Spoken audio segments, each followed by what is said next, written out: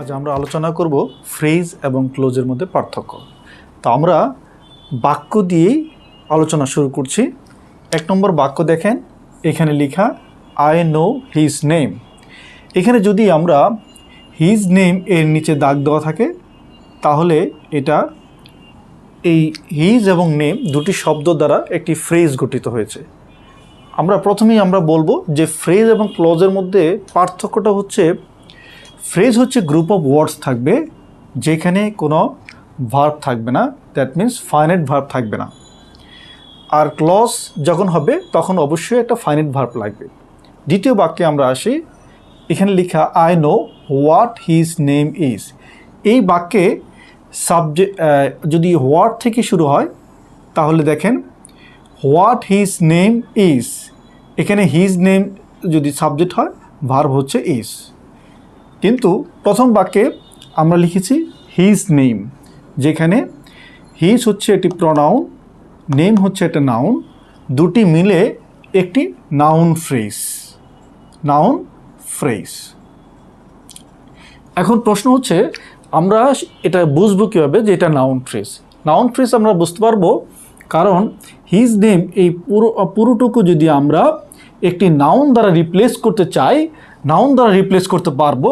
যেমন I know Kamal, that means আমরা his name এই শব্দটুকুর পরিবর্তে একটি নাউন বসাতে পারছি। ঠিক এরকম দ্বিতীয় বাক্যে দেখি আমরা I know what his name is.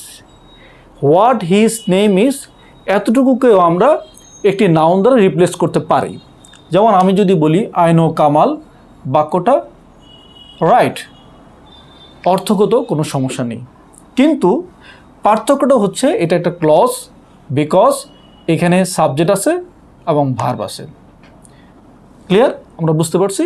দ্বিতীয় নম্বর বাক্যে দেখেন 2 নম্বর, এখানে এসে দেখি he gave me a gold chain.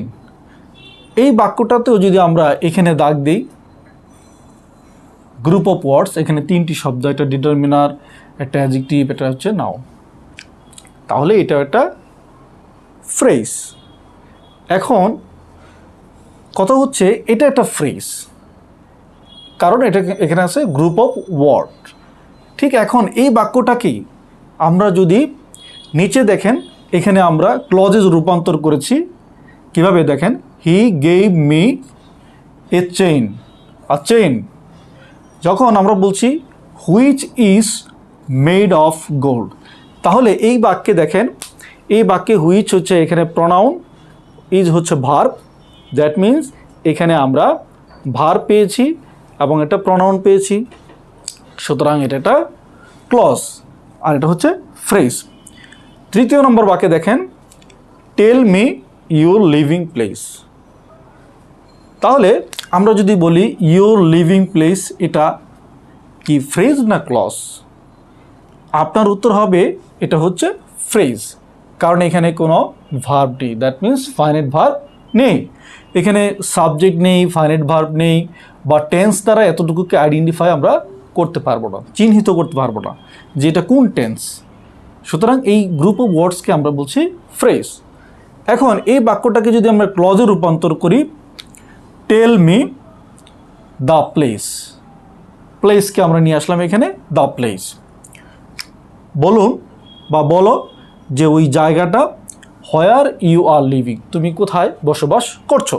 এখানে ইউ হচ্ছে সাবজেক্ট, আর হচ্ছে ভার্ব, অক্সিলারি ভার্ব, এবং প্রিন্সিপাল ভার্ব হচ্ছে লিভ, এর সাথে আইএনজি। তাহলে এই বাক্যটাতে আমরা কিন্তু দেখতে পাচ্ছি যে এটি হচ্ছে এটা ক্লজ। আশা রাখি বিষয়টা তোমাদের কাছে ক্লিয়ার হয়েছে।